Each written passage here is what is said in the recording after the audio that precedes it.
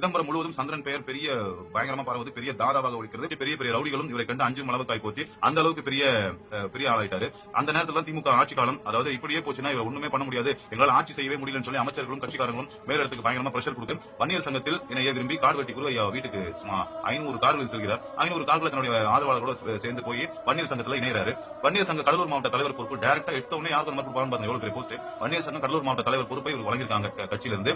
அப்போதைய கடலூர் மாவட்ட திமுக அமைச்சர் என்ன சொல்றாருன்னா, என்னால கட்சியை நட்டம் உள்ள, என்னால எங்க அமைச்சர் போஸ்ட் இருந்தா ஒண்ணுமே பண்ண முடியல அப்படின்னு சொல்லி முதல்வருக்கு மேலும் மேலும் திமுக ஆட்சியில அவருக்கு புகார் போயிட்டு இருக்கிற மேல என்னால இங்க ஆட்சி நடத்தவே முடியல, என்னால பண்ண முடியல. சந்திரன் அவர்கள் ரொம்ப குறைச்சல் கொடுக்குறப்ப ஏகப்பட்ட பிரச்சனை பண்றாப்லன்னு சொன்ன உடனே அவருடைய உடல் சிதம்பரத்துக்கு கொண்டு வரப்படுறது, கடைகள் எல்லாம் அடைக்கப்படுகிறது, பள்ளி கல்லூரிகள் எல்லாமே விடுமுறை அளிக்கப்படுகிறது. அவரது ஆதரவாளர்கள் எல்லாம் பயங்கரமா, அதாவது ரகலையும் சொல்ல முடியாது, அவங்க வெறி தாங்க முடியல, அவங்க தலைவர் போயிட்டாரு அப்படின்னு சொல்லி பயங்கரமான ரகலைகள் ஈடுபடுறாங்க. பஸ், டெம்போ, டிராவலர், கார்னு எல்லாத்தையுமே கல்வீச்சு எல்லாம் போட்டு கண்ணாடி எல்லாம் ஏராளமா உடையுது.